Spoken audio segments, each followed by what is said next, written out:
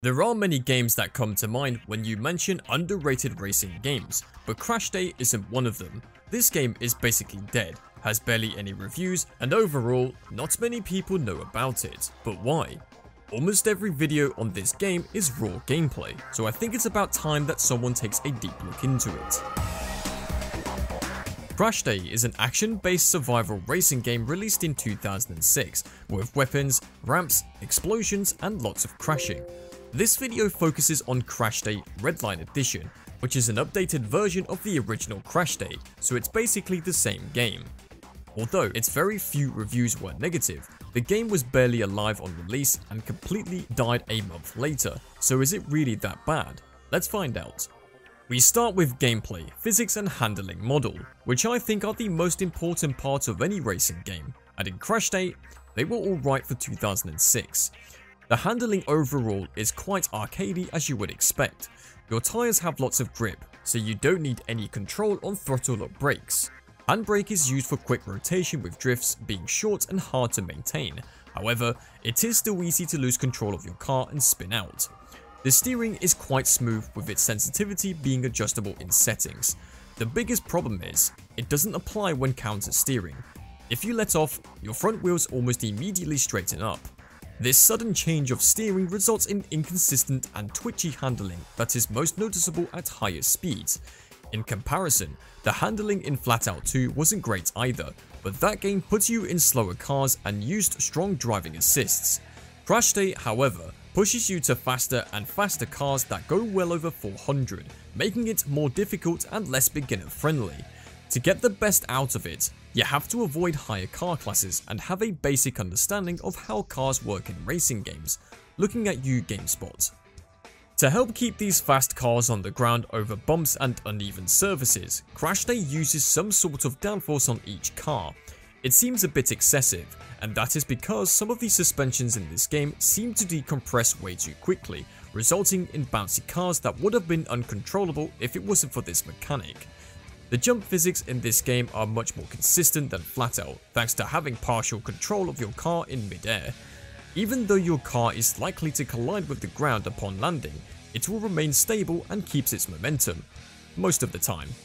Collisions with other vehicles have a smaller impact in Crashday, and while crashing into other cars is more satisfying in Flatout, Crashday offers more control over your car, making it less likely to roll over or bounce off other cars in derbies. The damage system is identical between both games, with the front of your car dealing the most damage and taking the least, while the side and the rear of your car are the opposite. Crashing effects and car parts are more detailed in Flatout, although Crashday does a better job at vehicle deformation, which was quite impressive at the time. Collisions with the environment are the worst part of both games and have lots of inconsistencies. You could say it's more realistic, but it's just not fun to have your car uncontrollably spin out every second for hitting things you often can't dodge, although cars feel heavier in Crashday and are slightly less affected. One thing Flatout does better, however, is the sense of speed. Cars travelling at 150 may seem fast in Flatout. In Crashday, however, you could be going over 200 and the game still feels slow. The camera position is fixed and too shaky at times. The boost effect is too much and it still doesn't make you feel particularly fast. And that's it for the core gameplay. Overall, I think Crashday holds up really well when compared to its main competitor. The game features 5 unique and customizable game modes. They were designed with multiplayer in mind, and although you can run them with AI, they're not exactly the best at pathfinding. We start with the most basic mode in racing games, which is Racing. The racing in this game isn't exactly the best considering it's not the main focus. Nevertheless, it's still enjoyable and offers lots of track variety. The default tracks have cuttable checkpoints, rideable walls, annoying props, and extreme amounts of elevation changes, so you are better off with custom tracks that are made using the game's track editor feature. You can race on something as simple as a racetrack, or take it all the way with Trackmania style RPG tracks. However, Crashday's main draw is not its racing, but rather its deathmatch mode where the objective is to wreck as many cars as possible. It's essentially a demolition derby with miniguns and missiles that aim towards the front of your car. This places more emphasis on driving rather than precision shooting. Miniguns fire hit-scan bullets that deal small damage, while missiles are projectiles that slightly seek out other cars and inflict force and damage upon impact. Each car has a certain amount of health, and once it reaches 0, it explodes, and the person responsible for the final hit gets a point, which isn't exactly fair. There is also no spawn protection, and you are likely to spawn right beside your opponents. But you don't play this mode for fairness, you play it for this.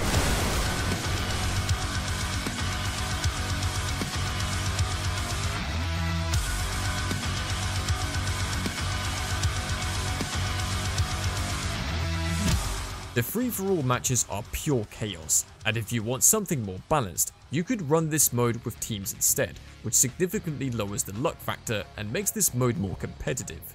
Overall, this mode is a remarkable part of this game, although you are better off using a mod to disable manual recovery, as it is easily exploitable otherwise. The next game mode is a variant of Capture the Flag, where the goal is to take an emoji and drive it through as many checkpoints as possible.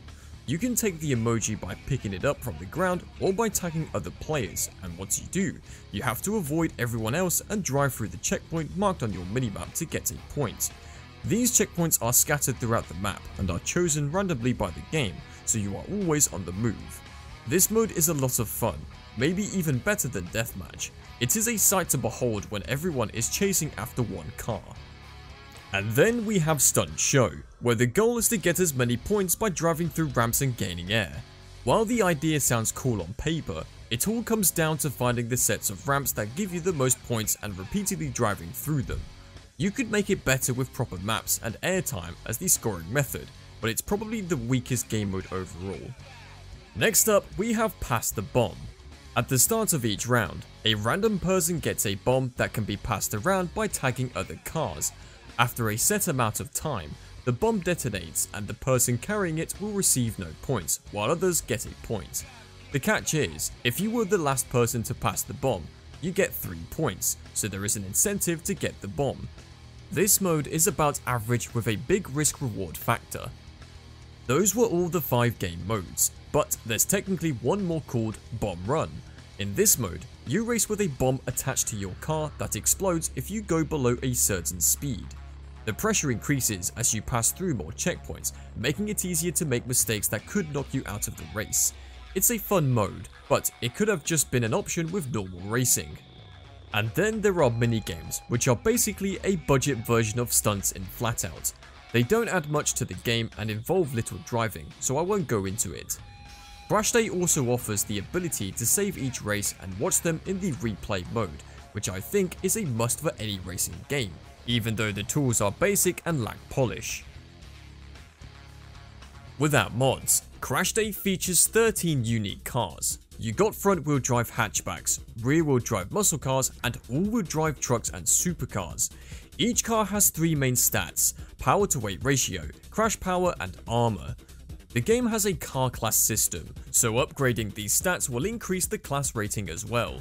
You can also improve your handling with suspension and tyres, but it won't affect the class, and the meta choices make it pointless anyways. The game also offers various body parts and liveries on most cars that, although limited, still offer decent variety in terms of visual customization. You can make multiple custom builds for each car and instantly switch between them in multiplayer, and that is one small thing I like about this game. The menus don't waste your time. Once you enter a menu, you instantly have control over it. There are no useless animations, and loadings are the only exception. If graphics and visuals are your thing, then this game is not going to meet your expectations, even for 2006. While the cars and explosions look nice, the tracks lack visual diversity, lighting is static, and the overall atmosphere is lacking. Still, the graphics are good enough to not get in the way of gameplay, although the smoke effects can be too obstructive. The soundtrack is just a playlist of electronic and rock music that plays throughout the game. I'm no expert in music, but I think it's good. As for the audio, the explosions and collisions sound nice, although everything else lacks variation and depth.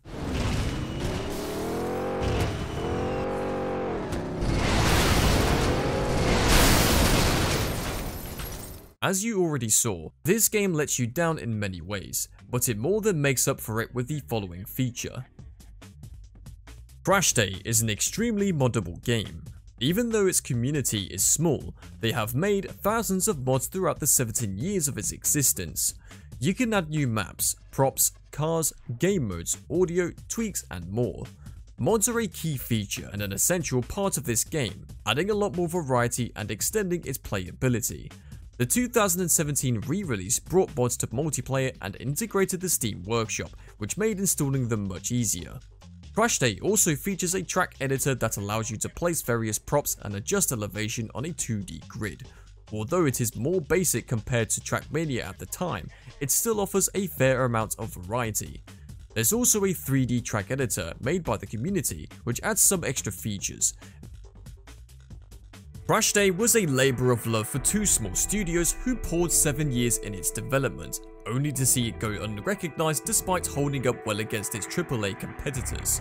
Even though the game is 17 years old, it is still being somewhat updated, which is astonishing.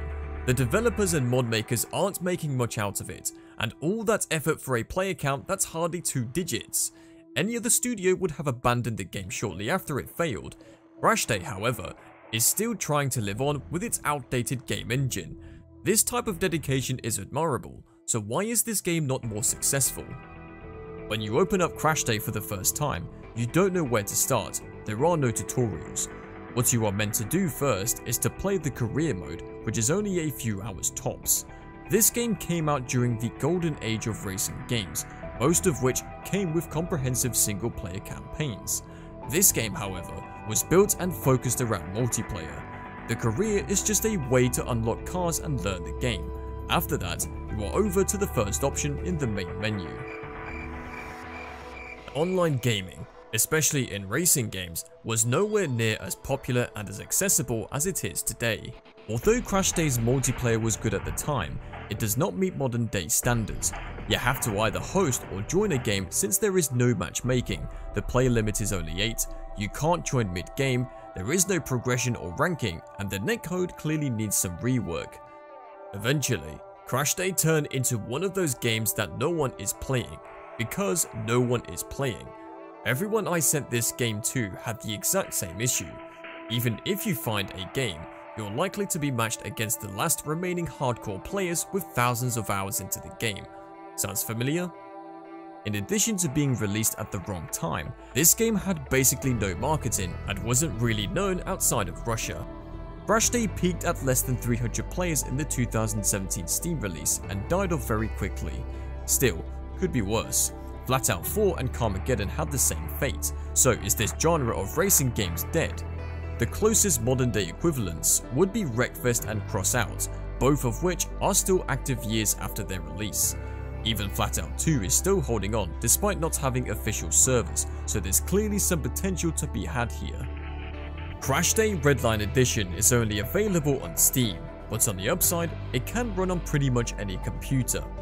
It's usually up for grab for a few dollars, so if you have friends or are looking for a new racing game experience, this game is absolutely worth spending tens of hours into.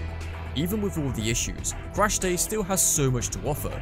It was lost among the sea of other great racing games at the time, but there is nothing quite like it, not even the Flatout that I've been comparing it to. It already went through a server shutdown, and given the current state of player count, it's possible that history could repeat itself. So you might want to give it a try, because there might never be another Crashday.